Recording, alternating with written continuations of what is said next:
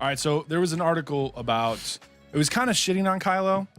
The article itself was kind of annoying. It was just kind of, it was explaining what Kylo was like, and then saying that was shitty for whatever reason. Like in episode 7, what he was like in episode 7. Exactly. Yeah. Okay. So like he looks like he's strong, but he's actually like conflicted and he's crying. He's a crybaby. It's like, yeah, he's supposed to be. Why is this an article? That's what he's supposed to be like. Yeah. But anyways, at the end, there was one quote, and I thought that it could really shape all of our fucking discussions and theories about shit. So here it says. As we know, it's dangerous to predict what will happen in The Last Jedi and Episode 9 based on The Force Awakens because there was no trilogy outline. Yes. Johnson and Trevorrow were not mandated that the story must do this or that. It will be based on their responses to The Force Awakens and the characters. Kylo's future depends less on Abrams' intent than it does on the way Johnson and Trevorrow have interpreted him. And as we have seen, that could be any number of things depending on their point of view. Whoa. So what This we're is saying, kind of huge. Yeah. So what we're saying is this wasn't a trilogy that was written out. Yes. We're gonna do episode 7 and hand this off to you guys. Yes. That's fucking humongous, guys. So, like, I don't know if this was well known, but I didn't really hear about this at all. There's got to be a hard plot line. And how simplistic it may be, there's got to be a hard plot line. Because what if you just, in episode 8, we'll just kill everybody off and there's no Jedi and everything. And then episode 9 rolls around. Well, you're fired. We're getting Ron Howard in there. Exactly. Don't worry about it. That's so perfect. But I never heard about this. I didn't consider it. What we assumed was when JJ went with Kathleen Kennedy to create the story of Force Awakens, they had like a rough outline of the next 2, but apparently there was no trilogy outline, as it says here, and it links to another article that explains in detail about that. I low-key don't believe that. Like, I maybe not everything's written out, but I guess, But it would make sense. Kylo's kind of a large character to not have... Oh, Jesus, I gotta flip this shit around. I'm a person trying to multitask.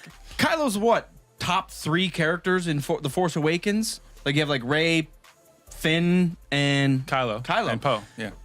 So it's kind of new characters. It's kind of hard to say that there's no plot behind him. When I read it, forward. like I said, I feel like I haven't heard people talk about that, and that makes a big difference because we're over here speculating about who Rey is.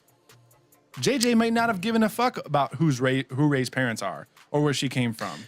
He wrote the character Rey, and now Ryan is going to interpret what fill that in the means. gaps, interpret what that means. Yeah. Now, did we do this on the episode, another episode? Did we talk about Kylo being Leia's and not? Yeah, like 1 or 2 episodes ago, we mentioned the idea that maybe, which got debunked because somebody yelled at me on Twitter. So apparently in the Bloodline novel, Leia and Han I'm sorry, Rey. I said Kylo.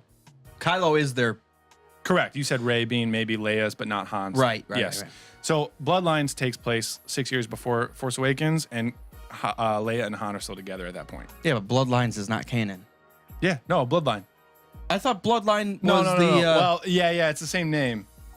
There is a Legacy of the Force series novel that is called Bloodline. It's with Bloodlines with Boba Fett and his daughter. Okay. Yeah, but that's So this is the new one of the new Leia novels that ties into Force Awakens. So apparently they're still together 6 years before Force Awakens. So Leia having a kid with somebody else is not very feasible.